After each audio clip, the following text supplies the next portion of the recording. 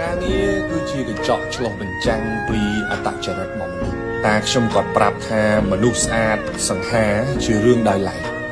តែបើចង់ដឹងពីចរិតពិតរបស់គេទៅមើលការងារដែលគេធ្វើទៅដឹងហើយមនុស្សធ្វើការហ្មត់ចត់ជីវិតរបស់គេក៏ហ្មត់ចត់ដែរមនុស្សធ្វើការបែបចុងដៃចុងជើងជីវិតរស់នៅរបស់គេក៏មិនគួរឲ្យទុកចិត្តដែរចុងដៃចុងជើងដូចគ្នាមនុស្សធ្វើការឡប់ឡាយជីវិតរបស់គេក៏ឡប់ឡាយដូចតែគ្នា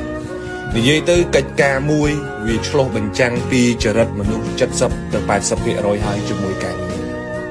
កាលពីខ្ញុំនៅតូចលោកតាគាត់បង្រៀនថាការងារអីក៏ដោយបើស្រឡាញ់ចាំធ្វើបើមិនស្រឡាញ់កុំធ្វើហើយបើបានជាធ្វើហើយត្រូវតែគោរពឲ្យតម្លៃការងារហ្នឹងគាត់ថាការងារវាលើកមុខមនុស្សតែការងារវាក៏លក់មុខមនុស្សដូចគ្នាកាន់ការងារតូចក៏ដោយធំក៏ដោយត្រូវធ្វើវាឲ្យមាំកុំធ្វើលេងគាត់ប្រាប់ថាមានការងារធ្វើត្រូវគិតរឿង3ដូចមុំចក្រានអញ្ចឹងហើយកុំភ្លេចខ្លួនឲ្យសោះទី1គាត់ផ្ដាំថាបើធ្វើការមានការងារធ្វើត្រូវធ្វើឲ្យលឿន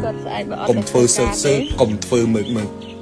ធ្វើឲ្យដូចខ្លាចគេដណ្ដើមធ្វើអញ្ចឹង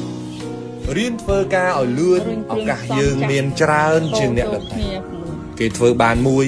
យើងធ្វើបានពីរហើយបើថ្ងៃណាមួយគេត្រូវដកមនុស្សចោលគេមិនដកយើងធ្វើបានពីរនឹងទេគេដកអ្នកធ្វើបានមួយពេលធ្វើការត្រូវគិតថាការងារនឹងវាប្រៀបដូចជាការងាររបស់យើងចឹងការងារបង្រៀនមនុស្សយើងទម្លាប់ធ្វើការឲ្យគេមួយយឺតមើកអ្នកដែលខាតពេលហ្នឹងក៏ជាយើង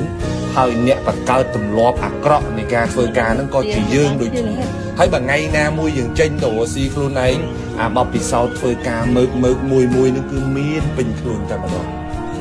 គាត់ផ្ដាំថាធ្វើការត្រូវ